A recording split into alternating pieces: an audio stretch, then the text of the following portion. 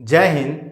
आज के वीडियो में हम बात करेंगे आपसे पॉलिटी के बारे में, राज्य व्यवस्था के बारे में कि बिहार दरोगा में पॉलिटी से किस किस टॉपिक को आप पढ़िएगा जिससे कि आपका ज़्यादा सवाल सही होगा, और उसमें भी कि कौन सा टॉपिक खासकर दरोगा के लिए इम्पोर्टेंट है पॉलिटी में, उस चीज़ पर हम बात करेंगे। और जितना भी हम टॉपिक्स बताएंगे वो सभी के सभी इधर आपका मतलब शो होते रहेगा और आप देखते चलिएगा कि क्या क्या पॉलिटी में क्वेश्चन कहाँ कहाँ से आते हैं। तो चलिए देर न करते हम इसकी शुरुआत करते हैं। सबसे पहले हम समझते हैं बिहार दरोगा पीटी और मेंस के बारे में। तो अगर हम पीटी की बात करते हैं और मेंस का, तो आप देखिए 3 सब्जेक्ट ऐसा है जिससे में किसी एक से ज़्यादा सवाल आ जाता है, जैसे में ज्योग्राफी, हिस्ट्री और पॉलिटी।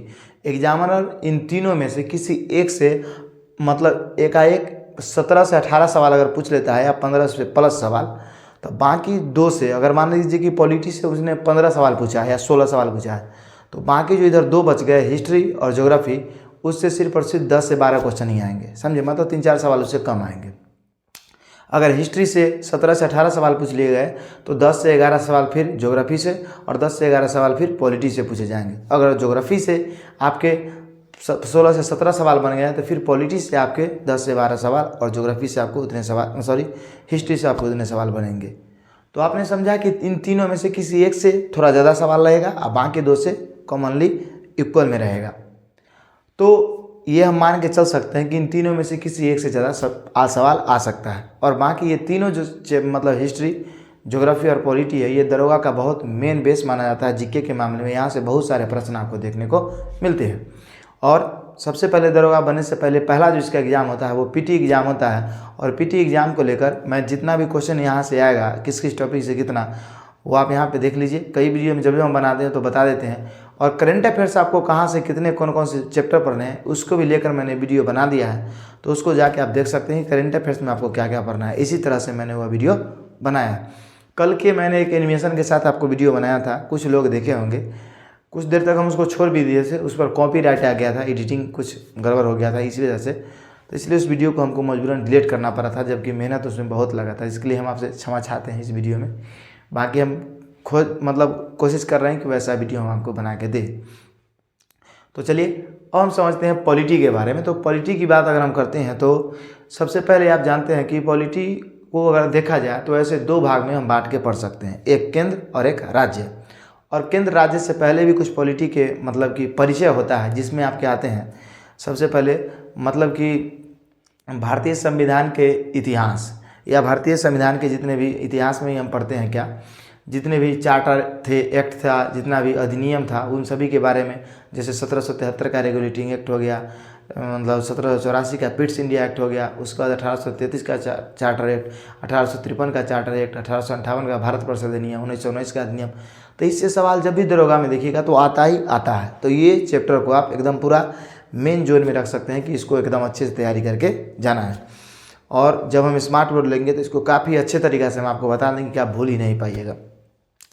देखिए ये व्हाइट बोर्ड पे, बाकी वो एनिमेशन में ये सब क्लास कराना संभव नहीं है, समझिए। ये सब वीडियो जानकारी देने के लिए होता है। उसके बाद अगर हम बात करते हैं पॉलिटी के बाद, मतलब इस चैप्टर के बाद, तो उसके बाद आपको पढ़ना है क्या, तो उसके बाद पढ़ना है जितने भी मतलब कि आपके अनुसूची हो गए, क्या हो गए, अनुसूची, 12 अनुसूची है।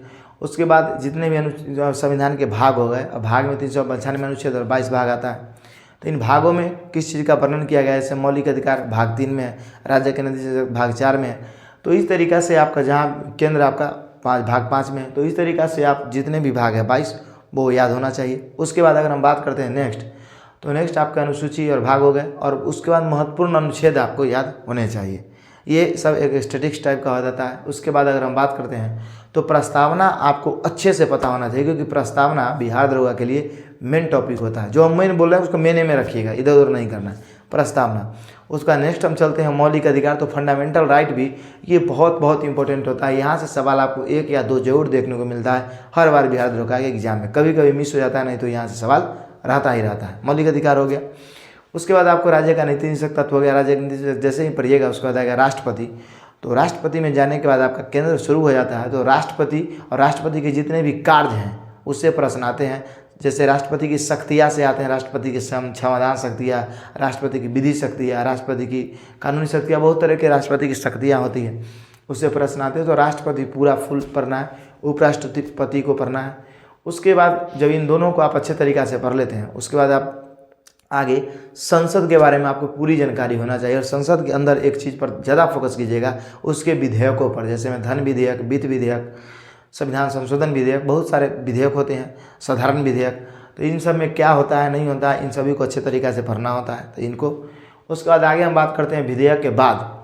अगर हम बात करते हैं संसद के अंदर, तो लोकसभा राज्यसभा के जितने भी कार्य हैं और जितना अधिकार है वो सभी को सभी आपको जानना जरूरी होता है। तो लोकसभा राज्यसभा, जैसे ही लोकसभा राज्यसभा पढ़िएगा तो उसी में आपको लोकसभा अध्यक्ष मिलेगा, और लोकसभा अध्यक्ष आपको अच्छे तरीक़े से जान लेना है। यहाँ से भी प्रश्न घुमा घुमा के पूछता है। उसके बाद महान्यायवादी, उसके बाद आपका हो गया कैग, इन सभी के बारे में काफ़ी अच्छे तरीक़े से आपको पढ़ना है। आगे हम चलते हैं सर्वोच्च न्यायालय के। तो सर्वोच्च न्यायालय के जितने भी अनुच्छेद हैं, किस अनुच्छेद में कौन सी बात कही गई है, ये ज़्यादा इंपॉर्टेंट होता है, इसको आप पढ़ लीजिएगा। सर्वोच्च न्यायालय के कुछ क्षेत्राधिकार पढ़िएगा। सर्वोच्च न्यायालय के बाद अगर हम बात करते हैं नेक्स्ट, तो नेक्स्ट आप जितने भी देखिएगा केंद्र में आयोग होता है, जैसे में अनुसूचित जनजाति आयोग, जाति आयोग, उसके बाद महिला आयोग, उसके बाद वित्त आयोग, ये आयोग, वो आयोग, योजना आयोग। तो ये सब कहीं ना कहीं जितने आयोग हैं उन सभी आयोगों का जानकारी आपको होना चाहिए, क्योंकि यहाँ से भी प्रश्न बनते हैं, और जब प्रश्न बनते हैं तो ज़्यादातर लोगों से बनता ही नहीं है। इस बात को भी आप ध्यान में रखिएगा। तो ये हो गया, ये इधर आप इतना केंद्र में अगर कवर कर लेते हैं तो आप काफ़ी अपने आपको स्ट्रॉन्ग एग्जाम में फिल कीजिएगा। नेक्स्ट अगर हम आगे बात करते हैं, आगे हम बात करें तो आगे आपको जो करना है वो राज्य के अंदर आपको विधानमंडल के अंदर, विधानमंडल बराबर होता है संसद के। तो विधानमंडल और विधानमंडल के अंदर आता है विधान परिषद और विधानसभा। तो विधान परिषद और विधानसभा की पूरी जानकारी आपके अंदर होना चाहिए। उसके बाद राज्यपाल के बारे में पूरी जानकारी होना चाहिए। ये तीन चीज़ पर पूरा फोकस कीजिएगा, विधानसभा, विधान परिषद और राज्यपाल। ये राज्य में बहुत ज़्यादा फेमस होते हैं इन तीन चीज़ों पर। और राज्य के अंदर पंचायती राज, ये बहुत इंपॉर्टेंट है, इसको भी आप पॉलिटी में पढ़िएगा तो बिल्कुल इग्नोर नहीं कीजिएगा। उसके बाद अगर हम बात करते हैं तो संविधान संशोधन जितने भी हुए हैं उसमें महत्वपूर्ण कौन है, इसको पढ़ना है। और संविधान संशोधन की बात करते हैं तो और आगे कुछ चीज़ें हैं, ये जितना भी हम आपको बोल रहे हैं ये मौखिक हम बोल रहे हैं, हमें कुछ याद है, इसलिए बाकी यहाँ पे आपको सेट कर दिया है पिक्चर, जिससे कि दिख रहा है। तो आप इस पिक्चर को आराम से आसानी से लोड भी कर सकते हैं। कैसे लोड कर सकते हैं, तो ये स्क्रीनशॉट लाइन लीजिए, इसका PDF आपको हमारे टेलीग्राम चैनल में मिल जाएगा। जैसे कि लिखिएगा टेलीग्राम चैनल, टेलीग्राम में आपको लेके जाएगा और वहाँ से आप इसका फ़ोटो या PDF दोनों लोड कर सकते हैं। तो इतना चीज़ अगर पॉलिटी में करते हैं, हो सकता है हमसे 4-5 चैप्टर छूटा होगा, तो यहाँ इसलिए हम दे देते हैं कि आप यहाँ से आराम से कर सकते हैं, क्योंकि हम तो बिना देखे बोल रहे हैं। तो इतना अगर पॉलिटी में करते हैं तो पॉलिटी आपका काफ़ी अच्छा हो जाएगा और बेहतर हो जाएगा। जब पॉलिटी का आपके सामने क्वेश्चन आएगा तो आपको लगेगा कि यही सब आ ही रहा है हमको, समझे नहीं समझे। तो आप पॉलिटी को अच्छा कर लीजिए, और पॉलिटी से आपके 15-16 प्रश्न कभी कभी बन जाते हैं एग्जाम में, 10 तो एकदम कन्फर्म है। इस बात को आप मान के चलना होगा, आपको चलना ही चाहिए, क्योंकि इतना क्वेश्चन आता है। तो पॉलिटी को हमने आपको बता दिया। इन सभी चीज़ों को अगर आप करते हैं तो पॉलिटी आपका बहुत अच्छा स्कोर आएगा। अब हम बात करते हैं कि सर पॉलिटी के लिए बुक कौन सा पढ़ें। तो पॉलिटी के लिए अगर हम बात करते हैं बुक का, तो बार हम आपको बताते हैं लुसेंट पढ़िए, उसके बाद क्रांत पढ़िए। अगर आप किसी सर से पढ़ते हैं, खान सर हो गए, ज्ञान बिंदु एकेडमी हो गया, बहुत सारे एकेडमी हो गया, जहाँ से भी आप पढ़ते हैं, वो अगर नोट्स है तो नोट्स भी तो वही चीज़ होता है, नोट्स पढ़िए। अगर वो चीज़ भी नहीं है आपके पास, तो आप अच्छा और ज़्यादा पढ़ना चाहते हैं तो दृष्टि का बुक ले लीजिए, और नहीं तो मतलब लक्ष्मीकांत का बुक आता है पॉलिटी का, वो पढ़िए अगर आपके पास समय है तो। नहीं है तो कोई दिक्कत नहीं है, जो बुक हम बताए उसी बुक को चूज किए। ऐसे बुक और मटेरियल डिपेंड ऑन यू, ये आप पे डिपेंड करता है कि आप क्या करना चाहते हैं, क्योंकि हम सिर्फ चैप्टर बताने के लिए आते हैं, कैसे पढ़ना है वो बताने के लिए आते हैं। बार बार हम आपको बोलते हैं कि दरोगा में ज़्यादा नंबर अर्जित करना है तो ग्रुपिंग क्यूज कीजिए, प्रैक्टिस सेट मारिए और घटना चक्र बुक को पढ़िए। चैप्टर को पढ़ के आप अपने आप को काफ़ी स्ट्रांग फील कीजिएगा। तो आपको यह जानकारी कैसा लगा, बाकी आपको कुछ और जानकारी चाहिए तो कमेंट बॉक्स में पूछिएगा। और जल्दी हम कोशिश कर रहे हैं डिजिटल बोर्ड लेने का, अभी पैसा का कुछ कमी है जिसकी वजह से नहीं हो पा रहा है।